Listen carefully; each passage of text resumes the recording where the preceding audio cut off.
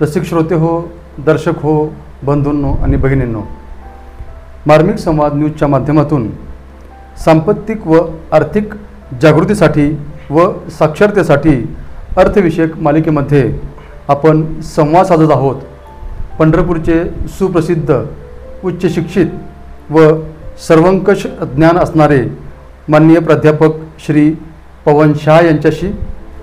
पवनजी, अर्थविषयक जागृतीसाठी आपण ही जी मालिका सुरू केली आहे, त्या मालिकेमध्ये आमचा 6वा प्रश्न तुम्हाला असा असेल की कोणीही व्यक्ती किंवा संस्था यांनी आर्थिक क्षेत्राशी संबंधित व्यवहार करताना कर व गुंतवणूक सल्लागार यांचा सल्ला घेणं महत्त्वाचं आहे का? तर ते आमच्या श्रोत्यांना सांगा. निश्चितच, कारण मोठे व्यवहार करताना किंवा लहान व्यवहार करताना तुम्हाला कर सल्लागाराची किंवा जो त्यामध्ये तज्ज्ञ आहे त्यांची गरज आपल्याला भासते.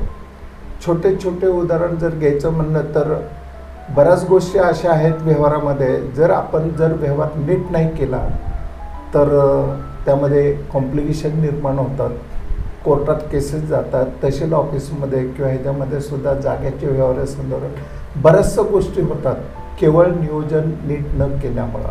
किंवा कर वाचवायच्या दृष्टिकोनातून सुद्धा बऱ्याच वेळेला लोक प्रयत्न करतात, व्यवहार करतात, 1 नंबर 2 नंबर असे सुद्धा करू शकतात. तर ते न करता आमचं म्हणणं आहे की तुम्ही कराचं नियोजन करा. इन्कम टॅक्स ॲक्ट असा आहे की त्याच्यामध्ये टॅक्स प्लॅनिंग करता येतं. बाकीचा कुठल्याही कायद्यामध्ये टॅक्स प्लॅनिंग नाही.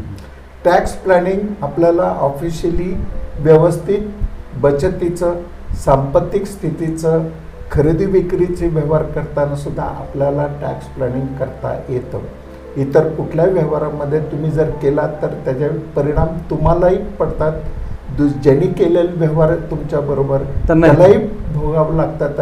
आणि ही परिस्थिती निर्माण होऊ नये म्हणून कर नियोजन करणं, सांपत्तिकचं नियोजन करणं, आर्थिक नियोजन करणं यासाठी तुम्हाला सल्लागाराची गरज आहे. म्हणजे श्रोते हो, आपल्या आयुष्यामध्ये एखादा छोटा व्यवहार किंवा मोठा व्यवहार करत असताना कर सल्लागारांचा सल्ला घेणं किती महत्त्वाचं आहे हे आता आपल्याला पवनजीने सांगितलं. तर कृपया इथून पुढे व्यवहार करताना कर सल्लागाराचा सल्ला नक्कीच घ्या. धन्यवाद पवनजी.